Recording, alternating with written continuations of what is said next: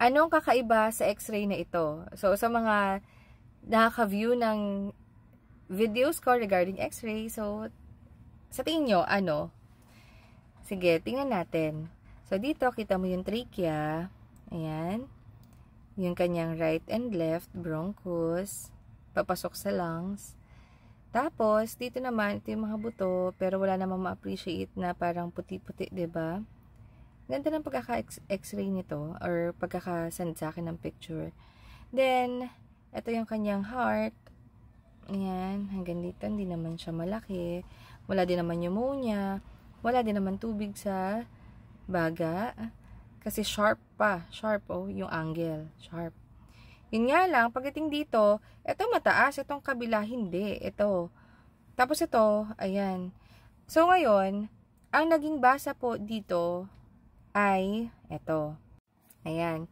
So, both lung fields are clear. Walang TB, walang pneumonia, walang tubig. Heart is not enlarged, hindi malaki. Pero yung right hemidiaphragm is elevated.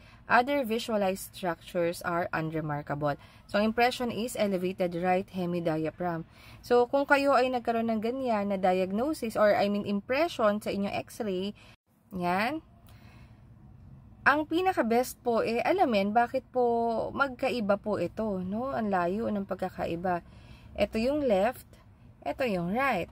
So, ngayon, ang tatanungin mo dyan, ano ba ang symptoms ng patient?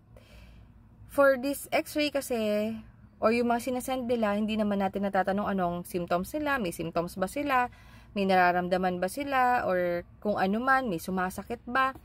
Kasi, ang mga pwedeng reason kung bakit ganito itong right hemidiaphragm mo.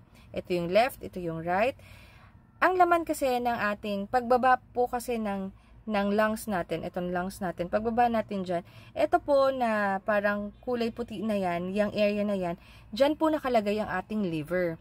Yung liver po natin, kapag yan po ay malaki, or lumaki, or nagkaroon ng problem, like halimbawa hepatitis, or hepatomegaly, malaki yung liver, possible po from other diseases pa, kailangan nating alamin, pwede po yan mag-cause ng elevation po dito sa area na ito.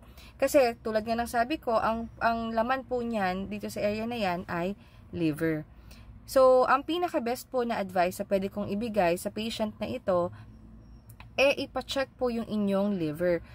What you can do is, pwede pong magpakuha ng SGPT, SGOT sa dugo, and then you do ultrasound. Another question din po, kung bakit pwede rin po itong tumaas na ganito, baka may problem din pala sa lungs. Kung halimbawa, hindi ganun ka, bakit hindi masyado naka-inflate yung lungs dito? So, maganda po talaga, ma-evaluate po muna itong patient na ito, para malaman po natin kung ano po yung susunod natin na step. Pero, ang pinaka-common po sa mga nakikita ko po na ganito, may problem po sa liver.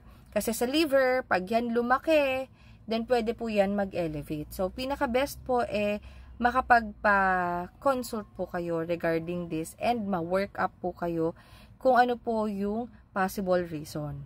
So, sana po ay nakatulong. Ingat at bawal magkasakit.